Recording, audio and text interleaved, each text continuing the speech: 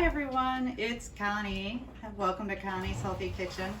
I live in Minnesota and today's high is 0 degrees. Yay! Tonight it's gonna be down to negative 30 degrees. So we're in a major wind chill advisory. It's cold outside. So what's the best thing to do on a cold day is make stew. So that's what I'm going to show you today. I made a slow cooker crock pot recipe that was on program that was divine. I did make a little bit of a mistake and I put a sweet squash in there, which I will not do again. That kind of played with the taste of the meat, but it inspired me to look at it from a stew's perspective. So I made a few modifications. So what I'm going to do is we're starting off with 2 1/4 pounds of stew meat. We've got turnips. My kids do not like potatoes in stew. I just discovered root vegetables this year, and turnips are very creamy, and when they slow cook they just add a really nice flavor, but they have a really nice creamy texture that this kids seem to enjoy more than potatoes. I had some leeks I had to use up. Now, if you're on program, you're gonna wanna stick with the ingredients that I'll be posting later with the crock pot roast recipe, but if not, you can use some leeks. When you cook them, the sugars go up, so you gotta be a little careful. I had some leeks I had to use up, so I'm gonna add that in there. So I already browned up my meat, my stew meat, but first I'm going to put my turnips on the base there. I want that meat simmering down into there, giving it some nice flavor. Then I'm going to put my brown stew meat in there. I already put the salt and pepper on the meat when I was browning it, so we want that to have the salt and the pepper bring out the flavors in the meat more. Then I'm going to put the onion on top, the leeks. That way that onion flavor will just flow down into the meat and into the turnips. The next thing I'm going to do is add 2 tablespoons of red wine vinegar, and we're going to do a tablespoon of Worcestershire sauce. With this, I did find a low sodium one, but I gotta use this up first. So just a tablespoon of that. And we're going to take 3 cloves garlic. With already minced garlic, a 1/2 teaspoon is the equivalent to 1 garlic clove. So we're gonna put 3 of these in there, 3 1/2 teaspoons. And that gives us our garlic. And you want a tablespoon of tomato paste, which I have about a tablespoon left of this. So I'm going to just put this in. This is going to add a nice texture as everything cooks down and give it a nice tomato base without it being overwhelming. All right, we got that in there.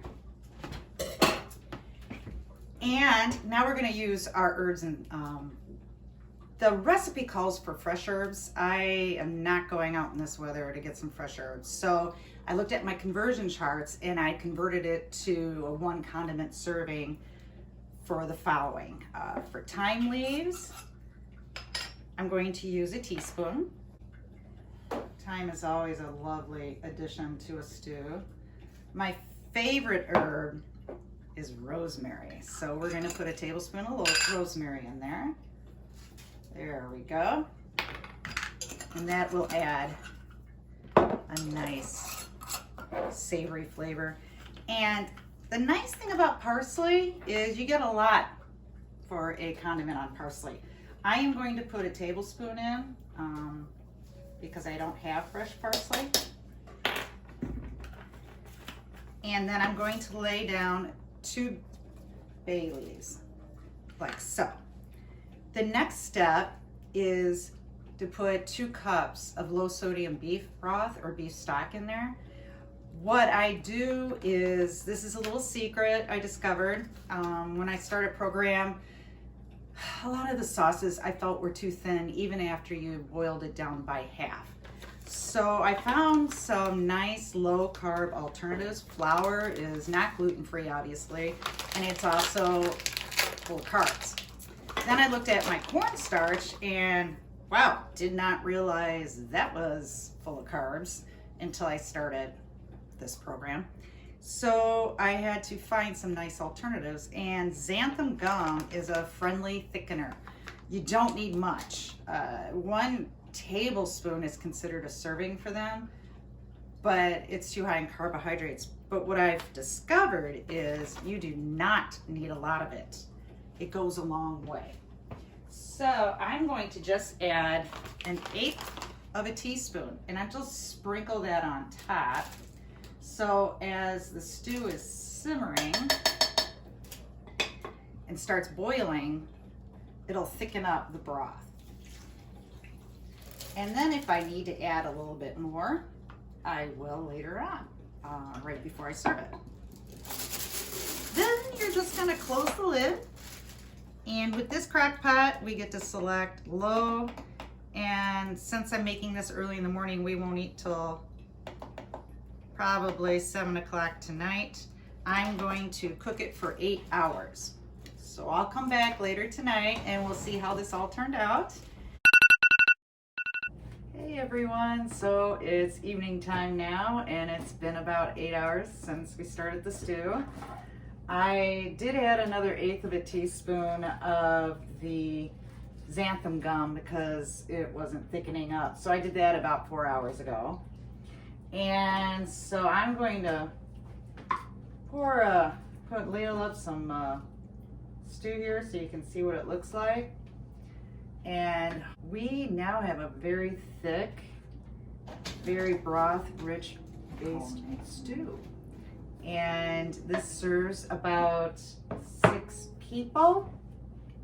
And I think it's going to be a delicious meal. We will definitely write comments about it at the end of this post. And I just hope everybody is enjoying this cozy night inside. We've been having a fire going on in the fireplace, and now we're gonna have some hot stew. And I just thank you for watching. Have a good evening. Bye.